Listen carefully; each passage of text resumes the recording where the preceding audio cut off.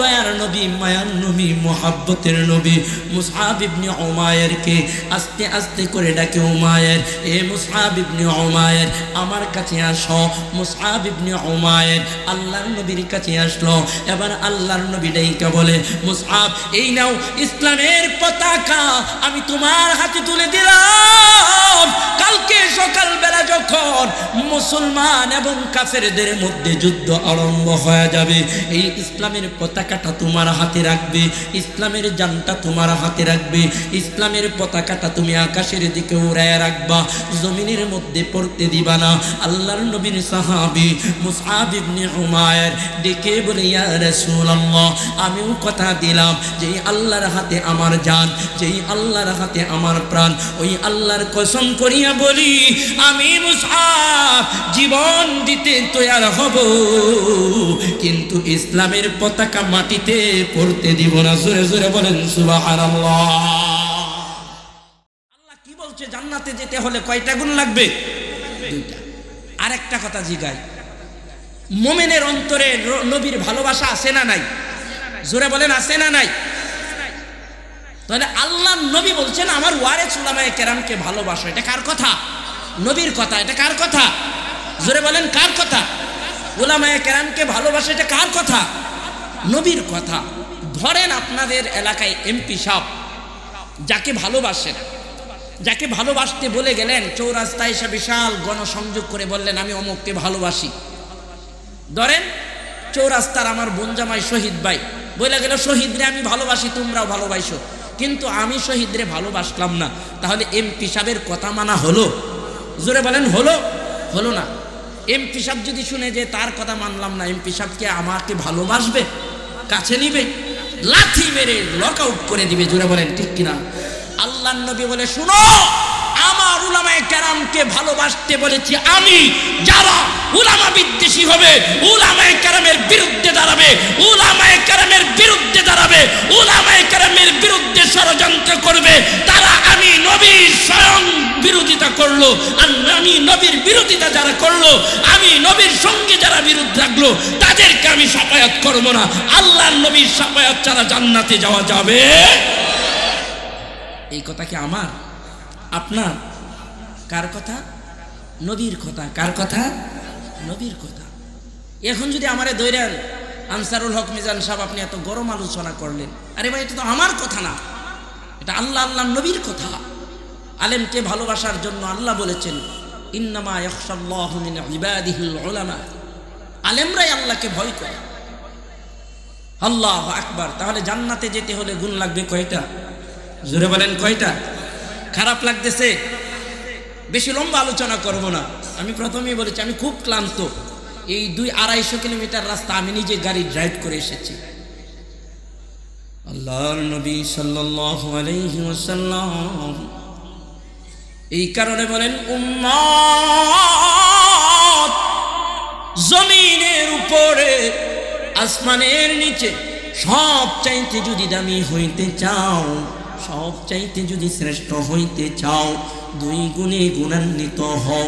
2 গুণ তোমার ভিতরে আনো, 2টা গুণ তোমার জীবনে বাস্তবায়ন করো। 1 নম্বরে হলো ঈমান, 2 নম্বরে হলো আমল। 1 নম্বরে যখন ঈমান আনতে পারবা, সব কিছুর মালিক আল্লাহ, হায়াতের মালিক আল্লাহ, রিজিকের মালিক আল্লাহ, ক্ষমতা দেওয়ার মালিক আল্লাহ, ক্ষমতা নেওয়ার মালিক আল্লাহ, সম্মান দেওয়ার মালিক আল্লাহ, ইজ্জত দেওয়ার মালিক আল্লাহ, বেইজ্জতি করার মালিক আল্লাহ।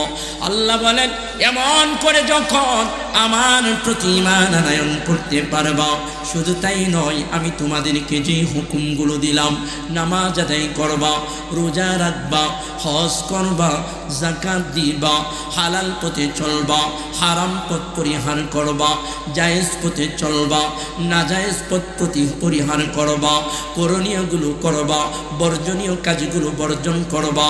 আল্লাহ বলেন, এই 2টা গুণ যার ভিতরে আনতে পারবা, এই 2টা গুণে গুণান্বিত যে মানুষগুলো হইতে পারবা, আমি আনসারুল হক মিজানের কথা না, এটা আল্লাহর কথা, তারা জমিনের মধ্যে সব চাইতে দামি হয়ে যাবে। জোরে জোরে বলেন সুবহানাল্লাহ। ছোট্ট একটা উদাহরণ দেই। আল্লাহর নবীর সাহাবী মুসআব ইবনে উমাইর, আল্লাহর নবীর সাহাবী। আল্লাহর নবীর উপর যখন নবুয়ত দেওয়া হলো তখনও মুসআব ইবনে উমাইর ইসলাম ধর্ম গ্রহণ করে নাই, কালিমা পড়ে নাই, আল্লাহর প্রতি ঈমান আনয়ন করে নাই। মুসআব ইবনে উমাইর একজন ধনাঢ্য বাবার সন্তান, একজন ধনী বাবার সন্তান। শুধু তাই নয়, মুহাদ্দিসিনে কেরাম বর্ণনা করেন মুসআব ইবনে উমাইর এত ধনী ছিল, এত সম্পদের মালিক ছিল, এক কথায় মুসআব ইবনে উমাইর মক্কার মধ্যে সব চাইতে দামি দামি জামা পরিধান করত। জোরে জোরে বলেন সুবহানাল্লাহ। মুসআব ইবনে উমাইর এত ধনী ছিল, মক্কার মধ্যে সবচাইতে দামি জামা কাপড় পরত। মুহাদ্দিসিনে কেরাম বর্ণনা করেন এক একটা জামার দাম ছিল 200 দিরহাম। জোরে বলেন সুবহানাল্লাহ। শুধু তাই নয়, মুহাদ্দিসিনে কেরাম বর্ণনা করেন মুসআব ইবনে উমাইর যে জুতাগুলো পরিধান করত গো, ওই জুতাগুলো সব চাইতে দামি পরিধান করত। যেই দামি দামি আতরগুলো ব্যবহার করত, মক্কার মধ্যে সব চাইতে দামি দামি আতর ব্যবহার করত। এক কথায় মুসআব ইবনে উমাইর ছিল আদরের দুলাল, ধনী বাবার সন্তান, ধনাঢ্য বাবার সন্তান। এক কথায় সোনার চামিচ মুখে নিয়ে জন্ম নিছে। জোরে বলেন সুবহানাল্লাহ। এমন ধনী সন্তান আমাদের মধ্যেও 2-4টা আছে না নাই? পূর্বদলা খুঁজলেও পাবেন, দেখবেন যে ধনী বাবার সন্তান এক জোড়া জুতা পায়ে দেয় ওই ময়মনসিংহ না, উত্তরা, গুলশান, বসুন্ধরা থেকে মার্কেট করে। জোরে বলেন আছে না নাই? এমনও আছে বাহির থেকে মার্কেট নিয়ে আসে। তো মুসআব ইবনে উমাইর ধনী বাবার সন্তান, ধনাঢ্য ব্যক্তি, তার বাবার অডল সম্পদ, কিন্তু তার মনে একটা আগ্রহ, সত্য জানার আগ্রহ। সে যখন তার পূর্বপুরুষদের ধর্মের দিকে তাকায়, মূর্তি পূজা করে, মূর্তির সামনে সিজদা দেয়, মুসআব ইবনে উমাইর মনে মনে কয় আমরা নিজের হাতে মূর্তি বানাই, আবার এটারই সিজদা করি, এটার কাছে কল্যাণ চাই, এর মধ্যে কি কল্যাণ আছে? জোরে বলেন সুবহানাল্লাহ। সে অবাক, না তৃপ্তি আসে না মনে। ইউসুফ নবীর ঘটনা তো আমরা সবাই জানি। জোরে বলেন ঠিক কিনা? তিনি মনে মনে ভাবলেন, মনে হয় ওই সূর্য দেখা যায়, সূর্যটাই আমার রব হবে। দেখে যে না, দিনের বেলা থাক, রাতের বেলা সূর্য থাকে না, কোনা এটা রব হতে পারে না। রাতের বেলা চন্দ্র ভাসে, বলে এটা হতে পারে, দিনের বেলা থাকে না, কোনা এটা হতে পারে না। ঠিক মুসআব ইবনে উমাইরের মনে বিভিন্ন রকম প্রশ্ন, যে আমাদের নিজের হাতে আমাদের দেবদেবী বানাই, কিন্তু এটাকে আবার সিজদা করি, এর কাছে আবার কল্যাণ চাই, এটা হতে পারে না, এটা আমার কেমন জানি মনোভূত হয় না। জোরে বলেন আল্লাহু আকবার। কেননা যেই মানুষটার অন্তরে সত্য খোঁজার আগ্রহ থাকে, ওই মানুষটাকে হেদায়েত দেন কি? আল্লাহ। আল্লাহর নবী সাল্লাল্লাহু আলাইহি ওয়াসাল্লাম বর্ণনা করেন মুসআব ইবনে উমাইর ধনী বাবার সন্তান, তার মনে শান্তি নাই, তার মনে অশান্তি বিরাজ করে। মুহাদ্দিসিনে কেরাম বর্ণনা করেন একদিন মুসআব ইবনে উমাইর শুনতে পারলেন মক্কার বুকে এক ব্যক্তি নবী দাবি করেছে, মক্কার বুকে এক ব্যক্তিকে নবুয়তি দান করা হয়েছে। মক্কার বুকে এক ব্যক্তির কাছে মহান রব্বুল আলামিন কোরআনুল কারীম নাজিল করে, ফেরেশতার মাধ্যমে কোরআন নাজিল হয়। মুহাদ্দিসিনে কেরাম বর্ণনা করেন মুসআব ইবনে উমাইর দিনের বেলা যাইতে পারে না। তখনকার মক্কার অবস্থানটা এমন ছিল, আমার নবী আপনার নবী যখন নবুয়ত প্রাপ্ত হলেন, আল্লাহর পক্ষ থেকে যখন নবুয়ত প্রাপ্ত হলেন, আবু জাহেল, উতবা, সাইবা, মুগীরা, মক্কার বড় বড় কাফের বেঈমানগুলো আমার নবীর সঙ্গে কাউকে কথা বলতে দিত না, আমার নবীর সঙ্গে কাউকে সাক্ষাৎ করতে দিত না, আমার নবীর সঙ্গে কাউকে উঠা বসা করতে দিত না। ওই মক্কার কাফের বেঈমানগুলো জানতো আব্দুল্লাহর বেটা আল্লাহর নবী, আব্দুল্লাহর বেটার উপর যে কোরআন নাজিল হয়, ওই কোরআন যদি তারা শুনে সঙ্গে সঙ্গে মুসলমান হয়ে যাবে। জোরে জোরে বলেন সুবহানাল্লাহ। আল্লাহু আকবার। কোরআনের পাওয়ার আছে না নাই? জোরে বলেন আছে না নাই? কেমন আছে একটু দেখাই, দেখেন। এতদিন তো শুনছেন সাহাবায়ে কেরামের ইতিহাস, একটু বাস্তব চোখে দেখেন। আল্লাহু আকবার।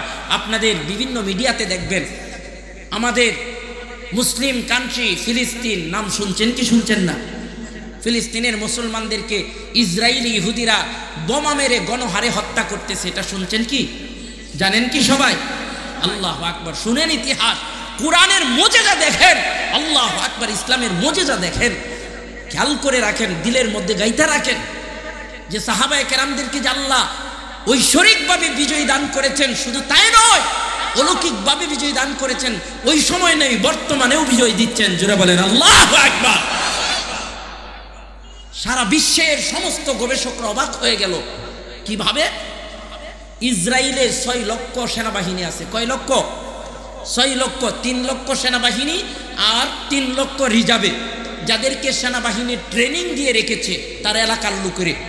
ওই 6 লক্ষ লোক ফিলিস্তিনের বিরুদ্ধে যুদ্ধের জন্য তারা দাঁড় করিয়ে দিল। শুধু তাই না, আমেরিকা দিল কিছু সৈন্য, ইউক্রেন দিল কিছু সৈন্য, এরকম ভাবে অমুসলিম কান্ট্রিগুলো সব কিছু মিলায়া প্রায় 10 লক্ষ সৈন্য দিল। কয় লক্ষ? 10 লক্ষ সৈন্যের মতো তারা ওই ফিলিস্তিনের মাত্র 30 থেকে 40 হাজার মুজাহিদদের বিরুদ্ধে যুদ্ধ করার জন্য তারা কয় লক্ষ সৈন্য? জোরে বলেন কয় লক্ষ? 10 লক্ষ। সারা বিশ্বের মিডিয়া অবাক, কয় কি মাত্র 30 থেকে 40 হাজার মুসলমান, কত মুজাহিদ কতজন? 30 থেকে 40 হাজার। কিন্তু ওই 30 থেকে 40 হাজার মুজাহিদদের ধ্বংস করার জন্য তারা 10 লক্ষ সেনাবাহিনী মাঠে নেমেছে। উপর থেকে বোমা ফালায়, স্থল পথে যুদ্ধ করে, পানি পথে যুদ্ধ করে। এখনো পর্যন্ত 3 মাস হয়ে গেল, একজন হামাস বাহিনীকেও তারা ওই রকমের ধরাশোয়া করতে পারে নাই। জোরে বলেন আল্লাহু আকবার। বরঞ্চ ইসরায়েল বাহিনী, ইহুদি বাহিনীরা করে, এটা কেমন যুদ্ধ? যুদ্ধটা কেমন? আমরা শত্রু দেখতে পাই না। জোরে বলেন সুবহানাল্লাহ। কই ফুস করে আসে, টুস করে মাসে, ফুস করে আসে, টুস করে মাইরাই, আবার গর্তে লুকায়া যায়। জোরে বলেন আল্লাহু আকবার। এই বিজয় কার?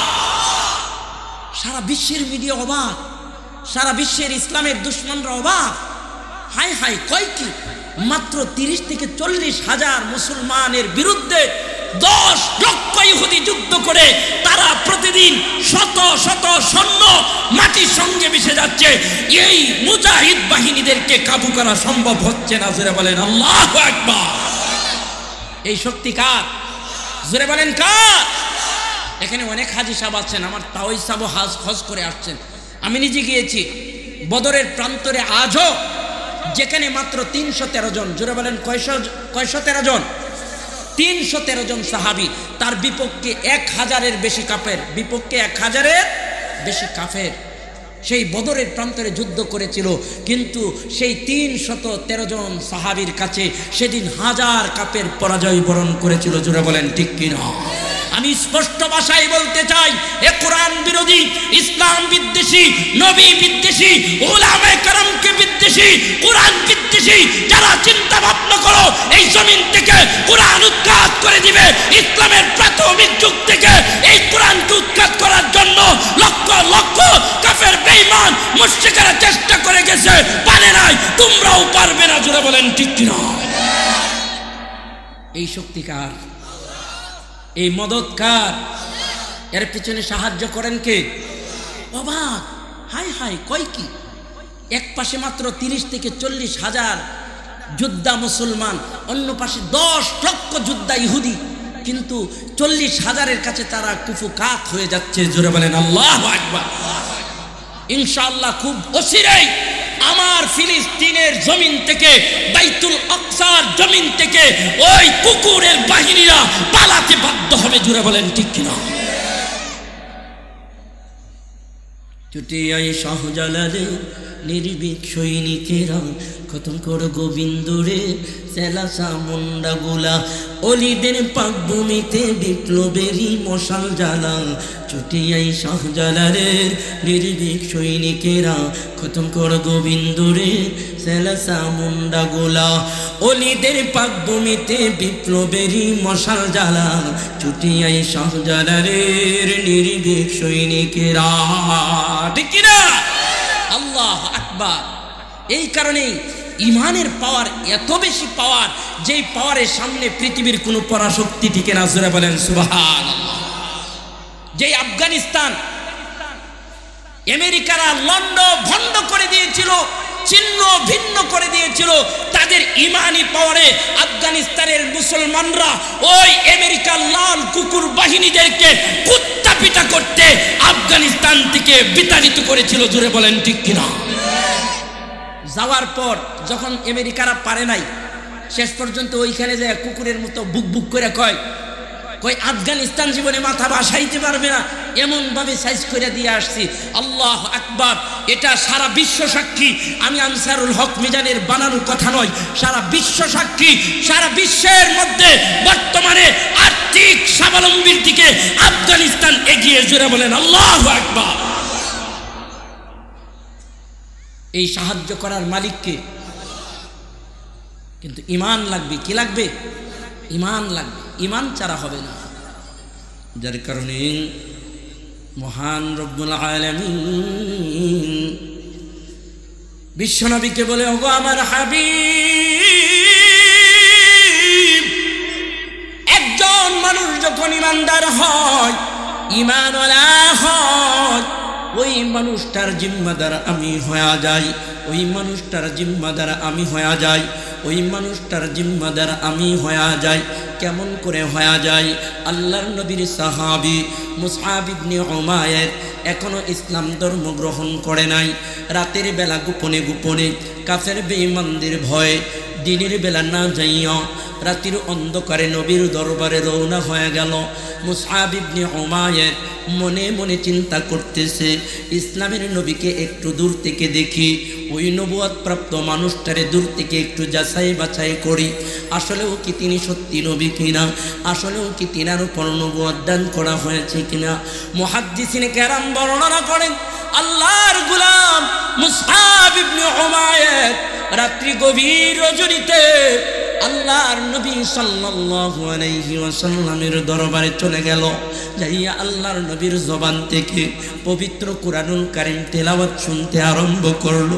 মুসআব ইবনে উমাইর দূর থেকে দাঁড়াইয়া দাঁড়াইয়া কুরআনুল কারীমগুলো তেলাওয়াত শুনিয়া শুনিয়া একা একা মনের অজান্তে কান্না শুরু করিয়া দিল। চোখের পানিগুলো বেয়ে বেয়ে পড়তে আরম্ভ করিয়া দিল।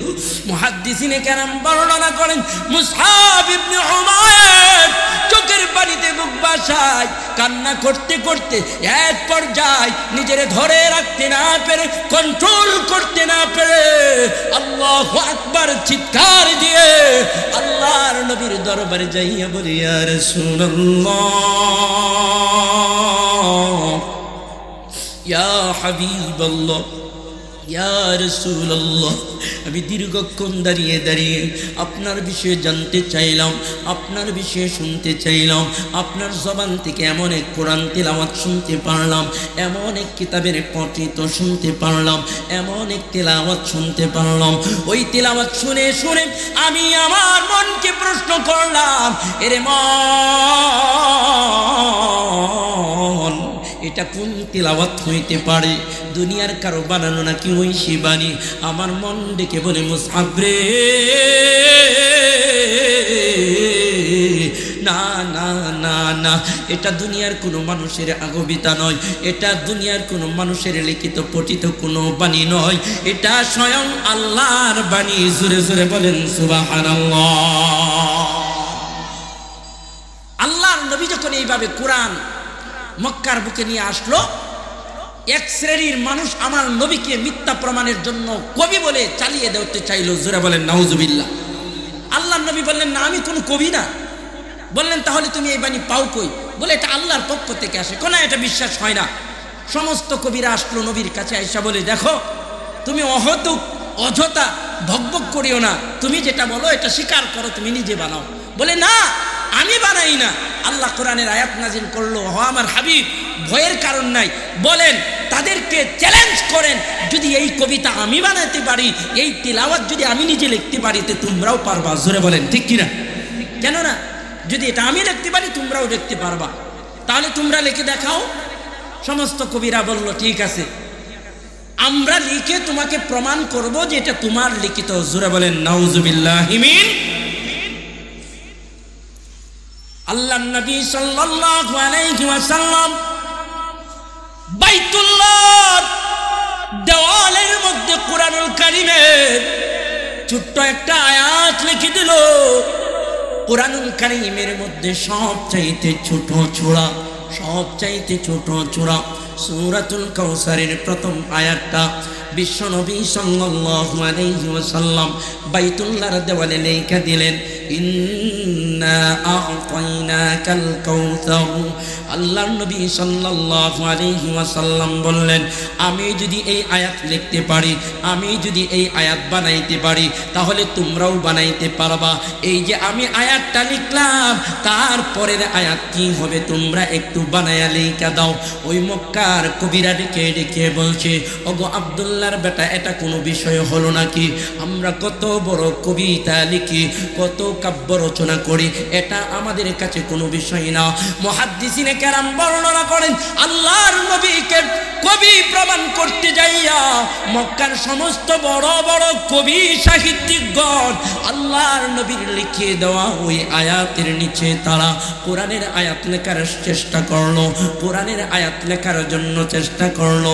মুহাদ্দিসিনে কেরাম বর্ণনা করেন, যখন ওই আল্লাহর নবীর আয়াতের সঙ্গে, আল্লাহর নাজিলকৃত আয়াতের সঙ্গে কোনো কবি আয়াত লিখতে চায়, অন্য কোনো কিছু মনের মধ্যে আসে না, অন্য কোনো কিছু দেমাগের মধ্যে আসে না। দেমাগের মধ্যে, ব্রেইনের মধ্যে যেই শব্দটা আসে, লাইসা হাদা কালামুল বাশার, যেই শব্দটার অর্থ হয় এটা মানুষের বানোয়াটি কোনো কিতাব না। জোরে জোরে বলেন সুবহানাল্লাহ। লাইসা হাযা কালামুল বাশার, না না, এই কিতাব কোনো মানুষের বানানো কিতাব নয়। তারা যখন এই আয়াত লিখলো, লেখার পর তারা নিজেরাই অবাক হয়ে গেল, নিজেরাই কেমন জানি ব্যাকুল সেজে গেল। হাই হাই হাই, যেই কিতাবকে এতক্ষণ বললাম মানুষের বানানো কিতাব, ওই মুহাম্মদের কিতাব, কিন্তু আজকে আমরাই তো লিখে দিলাম লাইসা হাযা কালামুল বাশার, এটা মানুষের বানানো কিতাব নয়। এই কিতাবটা কার? জোরে জোরে বলেন, আরো জোরে বলেন কার? আল কুরআনের পথ, এই পথই আসল পথ, অন্য পথে অন্য মতে নেই যে রহমত, অন্য পথে অন্য মতে নেই যে রহমত, ঠিক কিনা? আল কুরআনের আলোয় যা জীবন আলোকিত, সেই চির বিপ্লবী নয় কখনো ভীত, তার বুকেতেই শুধু খুদার এতই মোহাব্বত, এতই মোহাব্বত। আল কুরআনের পথ, এই পথই আসল পথ। জোরে জোরে বলেন সুবহানাল্লাহ। এই কারণে আল্লাহর নবী সাল্লাল্লাহু আলাইহি ওয়াসাল্লামের সাহাবী মুসআব ইবনে উমাইর আল্লাহর নবীর কাছে যাইয়া দেখে বলে, আল্লাহর নবী গো, দীর্ঘক্ষণ দাঁড়ায়া দাঁড়ায়া আপনার জবান থেকে তিলাওয়াত শুনতেছিলাম। তিলাওয়াত শোনার পর আমি নিজেকে নিজে প্রশ্ন করলাম, হে মুসআব, এই তিলাওয়াত কি ওই ব্যক্তির বানানো নাকি অন্য কারো? আমার মন নিঃসন্দেহে বলিয়া দেয়, ডেকে বলে, মুসআব রে, না না না না, ওই আল্লাহর নবী যে তিলাওয়াত করে তার জবান থেকে যা উচ্চারণ হচ্ছে, এটা দুনিয়ার কোনো মানুষের বানানো কিতাব নয়, স্বয়ং আল্লাহর কুরআন। জোরে জোরে বলেন সুবহানাল্লাহ। আল্লাহর নবীর সাহাবী মুসআব ইবনে উমাইর ডেকে বলে, ইয়া রাসূলুল্লাহ, ইয়া হাবিবাল্লাহ, তাই দেরি করতে চাই না, আপনার হাতে হাত রাখলাম, আমাকে কালিমা পড়াইয়া মুসলমান বানায়া দেন, কালিমা পড়াইয়া মুসলমান বানায়া দেন। আল্লাহর নবীর হাতে হাত রাখিয়া মুসআব ইবনে উমাইর যখন আল্লাহর নবীকে বলে, ইয়া রাসূলুল্লাহ, ইয়া হাবিবাল্লাহ, আমাকে কালিমা পড়ায়া দেন, আল্লাহর নবী চোখের পানিগুলো সাইরা সাইরা রেখে বলে, এরে মুসআব, তুমি ধনাঢ্য বাবার সন্তান, ধনী বাবার সন্তান, তোমার সবচাইতে দামি দামি কাপড় পরে অভ্যাস, সবচাইতে দামি দামি জুতা পরে অভ্যাস, সবচাইতে দামি দামি আতর মেখে অভ্যাস। তুমি ইসলাম ধর্ম গ্রহণ করবা, তাহলে তোমাকে কিন্তু কষ্টের জীবন গ্রহণ করতে হবে। আল্লাহর নবীর সাহাবী মুসআব ইবনে উমাইর ডেকে বলে, ইয়া রাসূলুল্লাহ, ইয়া হাবিবাল্লাহ, আমার মন বলছে, আমার মন সাক্ষী দিচ্ছে, আপনার হাতে হাত রাখিয়া কালিমা পড়িয়া মুসলমান হওয়ার পর যদি আমার ঘর ছাড়তে হয় ছাড়তে রাজি, বাড়ি ছাড়তে হয় ছাড়তে রাজি, পরিবার ছাড়তে হয় ছাড়তে রাজি, শান শৌকত ছাড়তে হয় ছাড়তে রাজি, কিন্তু আমি ঈমান ছাড়ব না। জোরে জোরে বলেন সুবহানাল্লাহ। মুসআব ইবনে উমাইর রাদিয়াল্লাহু তাআলা আনহু যখন আল্লাহর নবীর হাতে হাতে রাখিয়া কালিমা পড়ে মুসলমান হয়ে গেল, আল্লাহর নবী বুকে জড়াইয়া কান্না শুরু করিয়া দিল। দেখে বলে, মুসআব রে,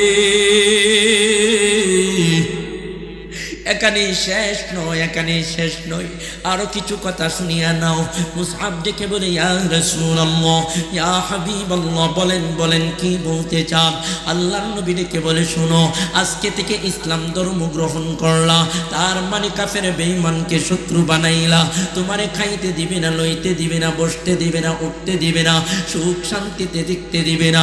আজকে থেকে ঈমান আনয়ন করলা, সমস্ত কোরআন বিদ্বেষীরা তোমার পেছনে লাগিয়া যাবে। জোরে জোরে বলেন ঠিক কিনা? বলে, ইমাম সাহেব, এতদিন তো আপনি খুব ভালো মানুষ ছিলেন, কিন্তু আজকে সুদের বিষয়ে কেন বলতে গেলেন? এমন কিছু মুসল্লি আছে না নাই? বলে, ইমাম সাহেব, এতদিন তো খুব ভালো ছিলেন, ভালো ওয়াজ করতেন, কিন্তু আজকে সুদের বিষয়ে কেন বলতে গেলেন? ইমাম সাহেব, এতদিন তো খুব ভালো ছিলেন, কিন্তু আজকে নাস্তিকের বিরুদ্ধে কেন হুঙ্কার দিলেন? ইমাম সাহেব, এতদিন তো খুব ভালো ছিলেন, কেন আজকে বেঈমানদের বিরুদ্ধে নালিশ দিলেন? ইমাম সাহেব, এতদিন তো আপনি ভালোই ছিলেন, আজকে যারা মাথায় টুপি দিয়া বিভিন্ন লেবাস দরিয়া ক্ষমতার চার চাই, ওই ধর্ম ব্যবসায়ীর বিরুদ্ধে কেন মুখ খুলতে গেলেন?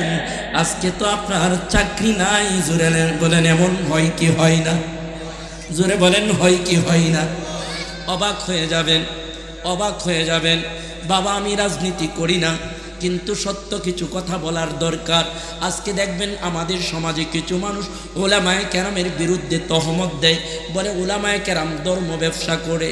আমি বলতে চাই, উলামায়ে কেরাম 5 ওয়াক্ত নামাজ পড়ে 365 দিন আল্লাহর হুকুম পালন করে, কিন্তু তুমি 365 দিন মাওলার কোনো হুকুমের খবর নাই, মাওলার কোনো হুকুম আদেশ পালনের খবর নাই। সারা জীবন তুমি নায়ক ছিলা, সারা জীবন তুমি গায়ক ছিলা, সারা জীবন অশ্লীলতার মধ্যে ছিলা, সারা জীবন বেগানা নারীদের দিকে বুকে জড়াইয়া ধরিয়া অশ্লীল কাজের মধ্যে ছিলা। আজকে যখন ভোট আসলো, মাথায় টুপি দিয়া মসজিদে মসজিদে যাইয়া ভোট চাও, এর মানে বুঝাই তুমি এই টুপির ব্যবসা করে ক্ষমতা চাও। জোরে বলেন ঠিক কিনা? এতদিন তুমি নায়ক ছিলা, ওই নায়িকাদের সঙ্গে নিয়ে নাচতা, এতদিন তুমি গায়ক ছিলা, স্টেজে ওইটা ওই বেহায়ার মধ্যে নিমজ্জিত ছিলা। আজকে তুমি ইলেকশনের জন্য মাথায় টুপি দিলা, সুন্দর সুন্দর কথা কও, তাহলে বোঝা গেল প্রকৃত ধর্মব্যাপী। জুড়ে জুড়ে বলেন ঠিক না? আল্লাহর নবী ডেকে বলে, মুসআব, এ মুসআব, আজ আজকে থেকে ঈমান আনলাম, ইসলাম ধর্ম গ্রহণ করলাম, আমি নবীর হাতে হাত রাখলাম, কালিমা পড়িয়া মুসলমান হয়ে গেল। আজকে থেকে সমস্ত বাতিলরা তোমার বিরুদ্ধে দাঁড়ায়া যাবে, আজকে থেকে সমস্ত শত্রুরা তোমার পিছনে লাগিয়া যাইবে, আজকে থেকে সমস্ত দুশমনেরা তোমার পিছনে লাগিয়া যাইবে।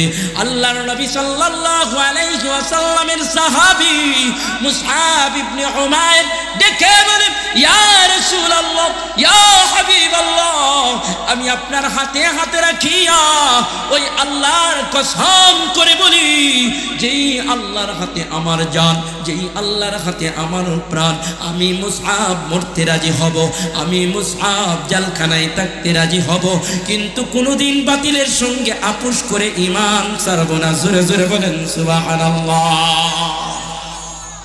যার কারণে আমার বাংলার জমিনে ওই আল্লাহর নবীর উত্তর শরীফ কিছু উলামায়ে কেরাম তারা বাতিলের সঙ্গে আপোষ করবে না, নাস্তিকের সঙ্গে আপোষ করবে না, জেলখানায় বন্দী থাকবে। জুড়ে বলেন ঠিক কিনা? তাদের বাক্য হলো, আমি মরতে রাজি, জেলখানায় থাকতে রাজি, ফাঁসির দড়ি গলায় নিতে রাজি। বাংলার জমিনে কোনো নাস্তিক, কোনো বেঈমান, কোনো মুরতাদ নবীর বিরুদ্ধে আঙ্গুল তুলবে, সহ্য করব না। জুড়ে বলেন ঠিক কিনা?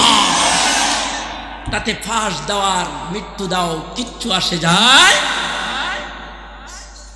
আল্লাহর নবী সাল্লাল্লাহু আলাইহি ওয়াসাল্লামকে যখন আল্লাহর নবীর সাহাবী মুসআব রাদিয়াল্লাহু তাআলা আনহু এমন করে জানায়া দিল, আল্লাহর নবী বললেন, মুসআব বাড়িতে চলিয়া যাও, চতুর্পাশে কাফের বেঈমানেরা বড় হায়নার মতো হয়ে আছে, জঙ্গি জানোয়ারের মতো হয়ে আছে, মুসলমান দেখলেই কষ্ট দেয়, মুসলমান দেখলেই আঘাত করে, মুসলমান দেখলেই অত্যাচার করে। মুসআব ইবনে উমাইর বাড়িতে চলে গেল, তার ইমানের কথা কাউকে বলে নাই। মুহাদ্দিসিনে কেরাম বর্ণনা করেন, হঠাৎ করে একদিন মুসআব রাদিয়াল্লাহু তাআলা আনহুর ইমানের কথা তার পরিবার জানিয়া গেল, তার আত্মীয় স্বজন জানিয়া গেল। মুসআব রাদিয়াল্লাহু তাআলা আনহুরে তার পরিবারের লোকজনেরা হাতে শিকল দিয়ে বন্দী করে ফেলল। মুহাদ্দিসিনে কেরাম বর্ণনা করেন, এইভাবে গড়বন্দি করার পর কিছুদিন পর হঠাৎ করে একদিন আল্লাহর নবী সাল্লাল্লাহু আলাইহি ওয়াসাল্লাম সাহাবায়ে কেরামদের সঙ্গে নিয়ে এক বিশ্বস্ত সাহাবীর ঘরের মধ্যে একত্রিত হইল। মুহাদ্দিসিনে কেরাম বর্ণনা করেন, মুসআব ইবনে উমাইর সে তার নিজের ঘর থেকে পালাইয়া, শান শৌকত ছাড়িয়া, ঘর বাড়ি ছাড়িয়া আল্লাহর নবীর দলের সঙ্গে শামিল হইল। আল্লাহর নবীর দলে একত্রিত হয়ে গেল, আল্লাহর নবীর সঙ্গে মদিনায় চলিয়া গেল, ইসলামের খাতিরে সব কিছু ত্যাগ করে চলে গেল। আল্লাহর নবী সাল্লাল্লাহু আলাইহি ওয়াসাল্লাম একদিন মদিনার মাটিতে বসেছিলেন। আরে মদিনার মাটি যে কত শান্তির মাটি,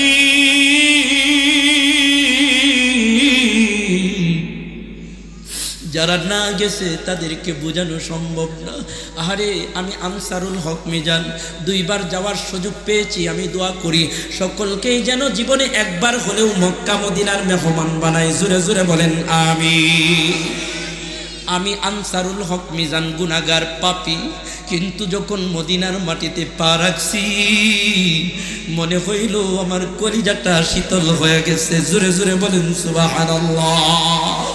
সালাতু সালাম গোয় আমার দুরুদ সালাম গোয় আমার কোয় নবী মুস্তাফাই, তোমরা নি কেউ যাও রে মদিনায়, তোমরা নি কেউ যাও রে মদিনায়।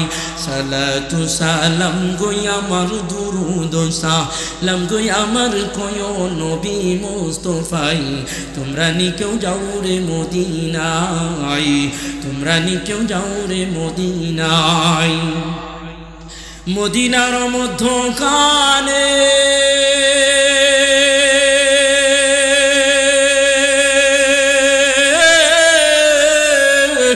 মুদের নবী শুয়া আছেন,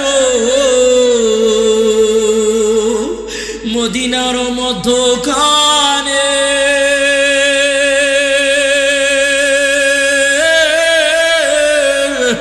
মুদের নবী শুয়া আছেন।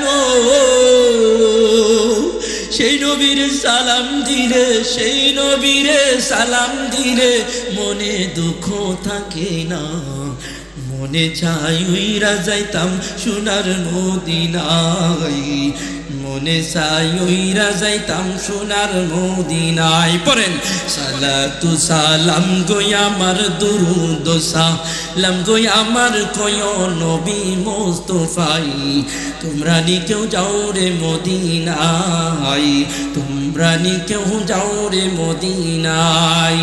সালাতু সালাম গো আমার দুরুদ সালাম গো আমার কয় নবী মুস্তাফাই, তোমরা নি কেউ যাও রে মদিনায়, তোমরা নি কেউ যাও রে মদিনায়। মদিনার মধ্যখানে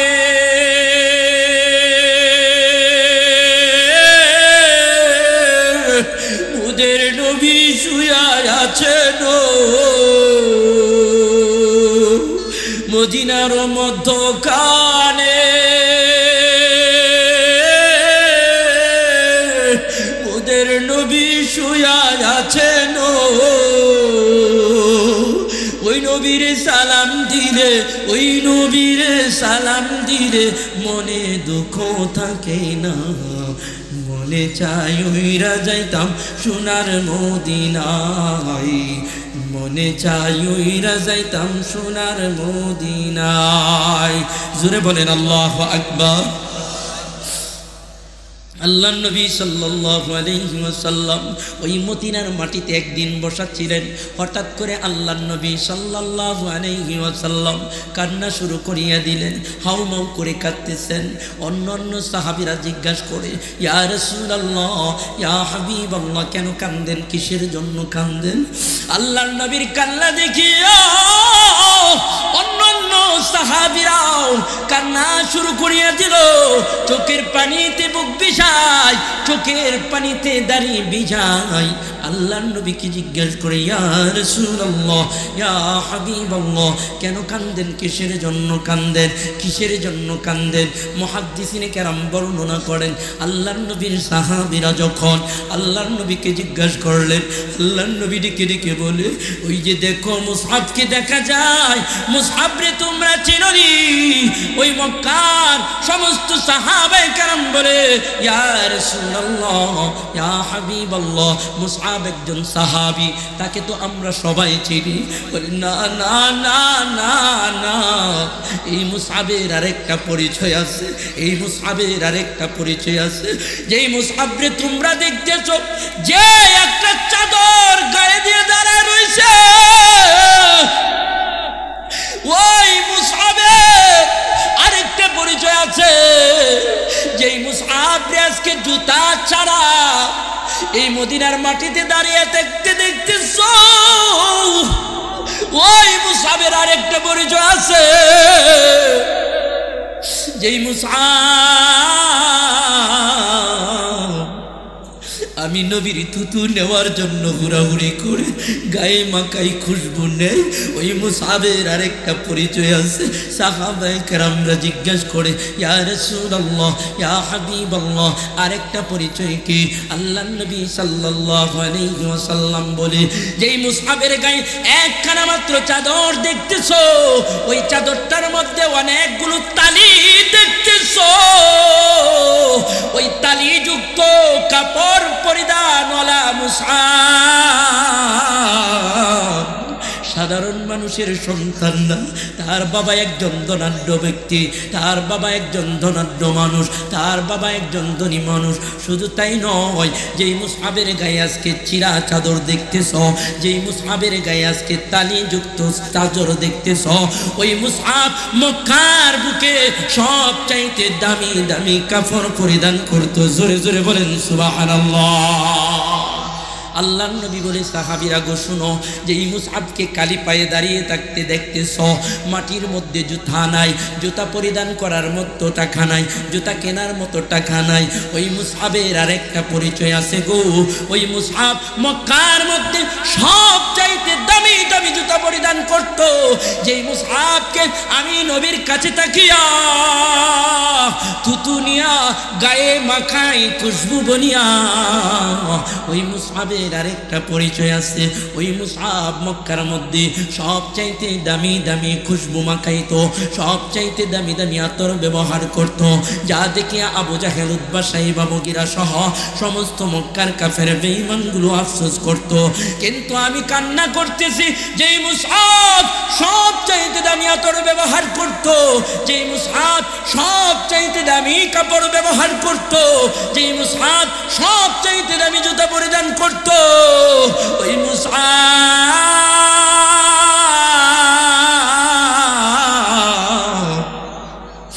একমাত্র মাওলার প্রেমে পড়িয়া, একমাত্র মাওলার প্রেমে পড়িয়া সব কিছু বিসর্জন দিয়া আজকে চিরা কাপড় পরিয়া আমির নবীর সামনে যখন ঘুরে আমার নবীর কলিজা ফাটিয়া যায়, আমি নবীর কলিজা চিরিয়া যায়।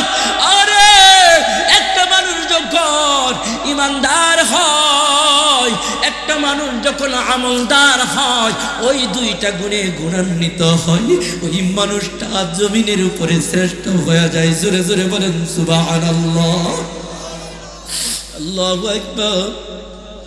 শুধু তাই নয়, আল্লাহর নবী সাল্লাল্লাহু আলাইহি ওয়াসাল্লাম কান্না করতেছে বলে, দেখো আমার মুসহাব রে আল্লাহ জমিনের উপর দামি বানাইছে একটাই মাত্র কারণ, দুনিয়ার সব কিছু ঈমান আনার জন্য বিসর্জন দিছে, দুনিয়ার সব কিছু মাওলার জন্য বিসর্জন দিছে।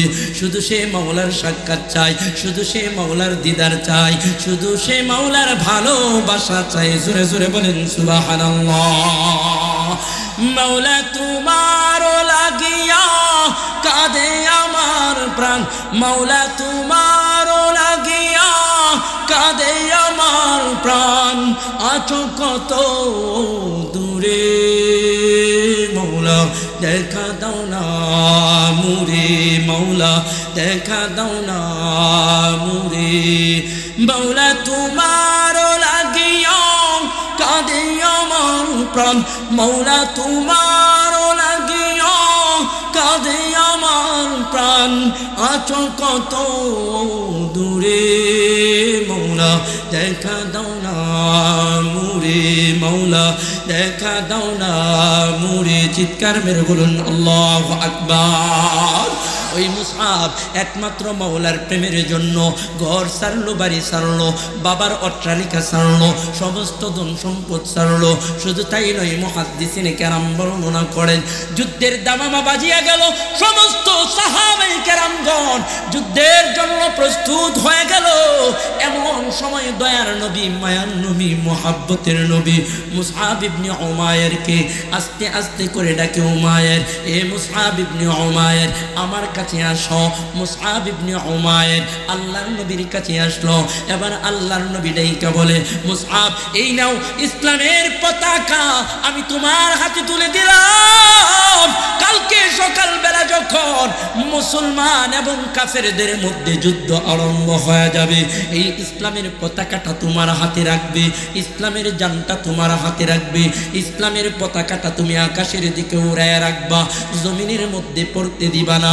আল্লাহর নবীর সাহাবী মুসআব ইবনে উমায়ের ডেকে বলে, ইয়া রাসূলুল্লাহ, আমিও কথা দিলাম যে আল্লাহর হাতে আমার জান, যেই আল্লাহর হাতে আমার প্রাণ, ওই আল্লাহর কসম করিয়া বলি আমি মুসআব জীবন দিতে তৈয়ার হব, কিন্তু ইসলামের পতাকা মাটিতে পড়তে দিব না। জোরে জোরে বলেন সুবহানাল্লাহ। যার কারণে ওই ফিলিস্তিনের মুসলমান হামাস মুজাহিদ বাহিনীর একটাই কথা, ইসরায়েলি ইহুদি বাহিনীরা যতই অত্যাচার করুক, যতই নির্যাতন করুক, যতই নিপীড়ন করুক, যতই অবিচার করুক না কেন, আমরা কোনোদিন ইসরায়েলি ইহুদির সামনে মাথা নত করব না। আমাদের বাইতুল মাকদাস আমরা চিনিয়েই নিব। জোরে বলেন আল্লাহু আকবার। মুসআব বলে, ইয়া রাসূলুল্লাহ, আমি আল্লাহর কসম করে বলি আমি মরতে রাজি হব, কিন্তু ইসলামের পতাকা নিচে পড়তে দিব না। জোরে বলেন সুবহানাল্লাহ। রে যুবক ভাই, আল্লাহর নবীর সাহাবীদের দিকে তাকাও।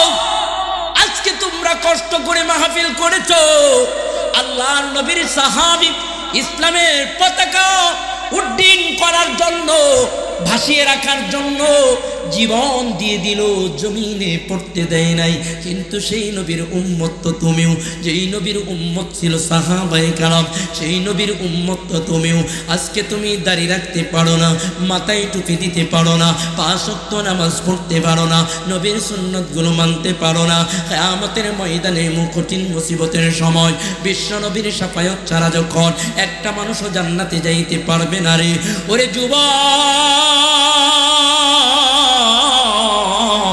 আজকে যে দাড়ির মধ্যে কুর লাগাও, আজকে যে নামাজ ছাড়িয়া দাও, আজকে যে নবীর সুন্নত ছাড়িয়া দাও, আজকে যে মাথায় টুপে দাও না, সেদিন যদি আল্লাহর নবী ডেকে বলে যুবক, যেহেতু আমি নবীর সুন্নত মানো না, আমি নবী সুপারিশ করব না, এই কথা যদি কিয়ামতের ময়দানে আমার নবী বইলা বসে গো,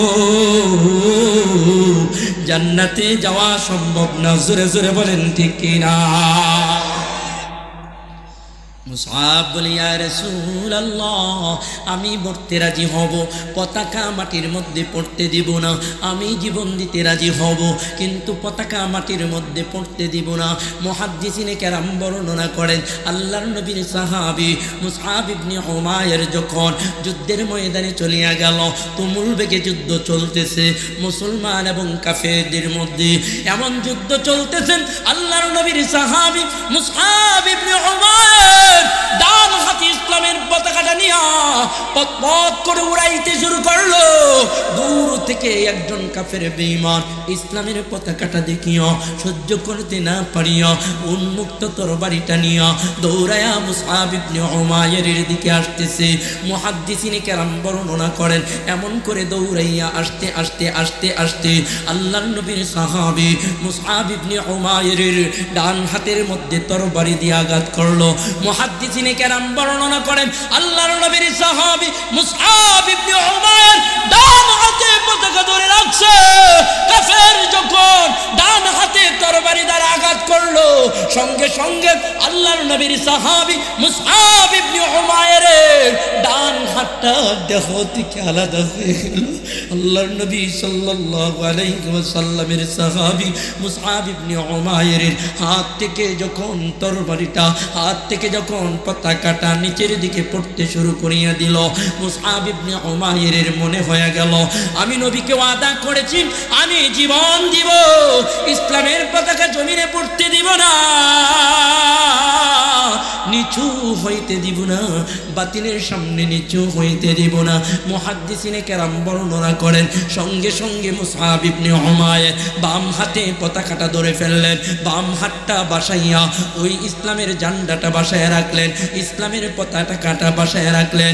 ওই কাফের বেঈমান আবার যখন মুসআব বাম হাতে ইসলামের পতাকাটা উড্ডীন করে রাখলো, আবার উন্মুক্ত তরবারি নিয়ে মুসআব ইবনে উমাইরের বাম হাতের মধ্যে এত জোরে আঘাত করলো, বাম হাতটাও কেটে গেল। মুসআব ইবনে উমাইর দুই চোখকে দেখতেছে পতাকাটা নিচের দিকে আসতেছে। মুহাদ্দিসিনে কেরাম বর্ণনা করেন, মুসআব ইবনে উমাইর দুই হাতের বাহু দ্বারা ওই পতাকাটা জাপটা বুকের মধ্যে জড়ায়া দইরা ডেকে বলে, আল্লাহ, আমি চেষ্টা করেছি ডান হাতে তোমার পতাকা বাঁচিয়ে রাখার জন্য, কিন্তু আমার ডান হাত কেটে ফেলেছে। চেষ্টা করেছি বাম হাতে বাঁচিয়ে রাখার জন্য, বাম হাতটাও কেটে ফেলেছে। ও মৌলা, জানি না আমি কতক্ষণ তোমার দ্বীনের পতাকা উড্ডীন করে রাখতে পারবো।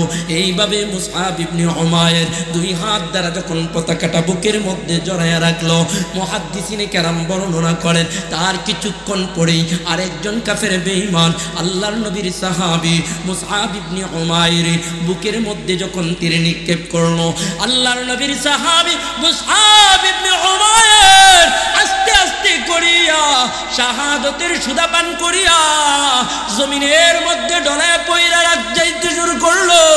এমন সময় দূর থেকে আরেকজন সাহাবী দেখতে পারলো ইসলামের পতাকাটা জমিনের মধ্যে পড়িয়া যায়, ওই বাতিলের সামনে নিচু হয়ে যায়। দৌড়ায় আয়েশা পতাকাটা উড্ডীন করলো। এক পর্যায়ে মুসলমানের বিজয় হয়ে গেল, যুদ্ধ থামিয়া গেল। আল্লাহর নবী সাল্লাল্লাহু আলাইহি ওয়াসাল্লাম এবার মক্কার মধ্যে ওই আল্লাহর নবী সাল্লাল্লাহু আলাইহি ওয়াসাল্লাম সাহাবায়ে কেরামদেরকে ঘোষণা করলো, ও আমার সাহাবীরা যাও যাও যাও, চতুর্পাশে খোঁজ খবর নাও আমার কোন কোন সাহাবীরা আজকে যুদ্ধের ময়দানে শহীদ হয়েছে, তাদের লাশগুলো বের করো, তাদের লাশগুলো খুঁজে খুঁজে বের করো। মুহাদ্দিসিনে কেরাম বর্ণনা করেন আল্লাহর নবী সাল্লাল্লাহু আলাইহি ওয়াসাল্লাম যখন সাহাবায়ে কেরামদেরকে এমন করে নির্দেশ দিলেন সমস্ত সাহাবাদের লাশ খুঁজে খুঁজে বের করার জন্য, মুহাদ্দিসিনে কেরাম বর্ণনা করেন সমস্ত সাহাবায়ে কেরামদের লাশগুলো একত্রিত করা হলো, দাফন কাফনের ব্যবস্থা করা হলো। হঠাৎ করে আল্লাহর নবীর কাছে সংবাদ আসলো, ইয়া রাসূলুল্লাহ, ইয়া হাবিবাল্লাহ, আপনার প্রাণ প্রিয় সাহাবী মুসআব ইবনে উমাইর যে ইসলামের পতাকা ধরে রাখার জন্য ডান হাত হারাইলো, বাম হাত হারাইলো, বুকের মধ্যে তীর বিঁধে গেল, তার জীবন উৎসর্গ করিয়া দিল। ওই মুসআব ইবনে উমাইরের দাফন কাফন করব, কিন্তু তার কাপনের কাপড় শর্ট পড়ে গেল। আল্লাহর নবী বলে কেমন করে? মুহাদ্দিসিনে কেরাম বর্ণনা করেন সাহাবায়ে কেরামরা বলে, ইয়া রাসূলুল্লাহ, তার গায়ে একমাত্র কাপড়, একমাত্র চাদর ছিল, আর কোনো কাপড় ছিল না। সেই চাদরটাও কয়েকটা তালিযুক্ত, কয়েকটা পট্টিযুক্ত, কিন্তু ওই চাদর দ্বারা যদি মাথা ডাকি পাও ডাকে না, পাও ডাকলে মাথা ডাকে না। ইয়া রাসূলুল্লাহ, আমি কি করব? তার দাফন কাফন এইভাবে কি করে দিব? সঙ্গে সঙ্গে আল্লাহর নবী সাল্লাল্লাহু আলাইহি ওয়াসাল্লাম আবার কান্না শুরু করিয়া দিলেন। চোখের পানিগুলো মনের ব্যথায় আল্লাহর দরবারে ছাড়তে আরম্ভ করলেন। দেখি বলে রব্বুল আলামিন যে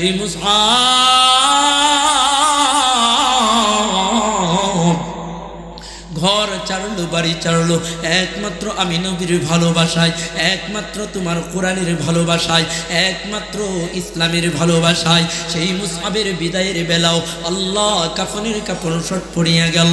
আল্লাহ ডাক দেয়, জিব্রাইল যাও যাও যাও যাও, আমার বন্ধুর কাছে যাও, যাইয়া বলো না কান্না করতে। কেন না? যেই মুসআব আমার জন্য, কোরআনের জন্য, নবীর জন্য, ইসলামের জন্য জীবন দিয়ে গেল, ডান হাত হারাইলো, বাম হাত হারাইলো, নিজেকে ওই জীবনে উৎসর্গ করিয়ে দিল। ওই মুসআবকে অন্ধকার কবরে রাখতে দেরি হবে, কিন্তু জান্নাত পাইতে দেরি হবে না। জোরে জোরে বলেন সুবহানাল্লাহ। আল্লাহর নবী সাল্লাল্লাহু আলাইহি ওয়াসাল্লাম এমন সংবাদ শুনিয়া সাহাবায়ে কেরামদেরকে বলছে, ও আমার সাহাবীরা, চিন্তার কোনো কারণ নাই, টেনশনের কোনো কারণ নাই। ওই মুসআবের একখানা চাদর দ্বারাই তাকে দাফন করিয়া দাও, মাথাটা ঢাকিয়া দাও, পাওগুলো লতা পাতা দিয়া ঢাকিয়া দাও। কেননা মুসআবের জন্য আমার মালিক, মুসআবের জন্য আমার রব সবচেয়ে উত্তম জাযা বদলা রেখে দিয়েছেন। জোরে জোরে বলেন সুবহানাল্লাহ। ইন্নাল্লাযীনা আমানু ওয়া আমিলুস সালিহাত উলাইকা হুম খায়রুল বারিয়া, যার কারণে মহান রব্বুল আলামিন 30 নম্বর পারা সূরাতুল বাইয়িনার 7 নং আয়াত আজ থেকে 1450 বছর পূর্বে বিশ্ব নবীর উপর নাজিল করে জানায় দিলেন, যে মানুষগুলো ঈমান আনে, যে মানুষগুলো আমল আনে, উলাইকা হুম খায়রুল বারিয়া, ওই মানুষগুলো জমিনের উপরে আসমানের নিচে সব চাইতে বেশি দামি হয়ে যায়। জোরে জোরে বলেন সুবহানাল্লাহ। আল্লাহু আকবার। আরেকটা ছোট্ট উদাহরণ দিয়ে আলোচনা সমাপ্ত করে দিচ্ছি। আল্লাহু আকবার। যাই হোক, উদাহরণের দিকে আর যাব না, যেহেতু আল্লাহু আকবার। উদাহরণের দিকে আর যাব না, যেহেতু হুজুর চলে আসছে। সম্মানিত হাজিরিন, এই কারণে মহান রব্বুল আলামিন সূরাতুল বাইয়িনার 7 নং আয়াত নাযিল করে জানায়া দিলেন, ওগো আমার হাবিব, কিয়ামত পর্যন্ত যত মানুষ জমিনের বুকে আসবে, দুনিয়াতে আসবে, সমস্ত মানুষদেরকে বলুন ওই দুইটা গুণ অর্জন করতে। 1 নম্বরে ঈমান, 2 নম্বরে আমল। এই দুইটা গুণে গুণান্বিত যদি হইতে পারে, ওই দুইটা গুণ যদি অর্জন করতে পারে, ওই দুইটা গুণ যদি তাদের জীবনে বাস্তবায়ন করতে পারে, সূরাতুল বাইয়িনার 8 নম্বর আয়াতে তাদের জন্য আল্লাহ সুসংবাদ বলছেন, জাযাউহুম ইনদা রাব্বিহিম জান্নাতু আদনিন তাজরি মিন তাহতিহাল আনহার। আল্লাহর নবী বলেন, ও আমার উম্মতেরা, যেই মানুষগুলো ঈমান আনবে এবং আমল করবে, তাদের জন্য তাদের রবের কাছে জান্নাত নামক পুরস্কার রয়ে গেছে। জোরে জোরে বলেন সুবহানাল্লাহ। শুধু তাই নয়, আল্লাহ বলেন, ও হাবিব, যেই জান্নাতটা আমি তাদেরকে দান করব, এই জান্নাতটা নিয়ামতপূর্ণ নহরযুক্ত জান্নাত। ওগো আমার হাবিব, যেই জান্নাতটা আমি দান করব, এই জান্নাতটা একদিনের জন্য নয়, 2 দিনের জন্য নয়, এক কথা অনন্ত অসীম কালের জন্য তাদেরকে দান করব। জোরে জোরে বলেন সুবহানাল্লাহ। ওই জান্নাত পাইতে চাই কে কে? 2 কান হাত তুলে আল্লাহকে দেখাই। নারে তাকবীর, নারে তাকবীর। হাত নামান। সম্মানিত হাজিরিন, হুজুর চলে আসছেন।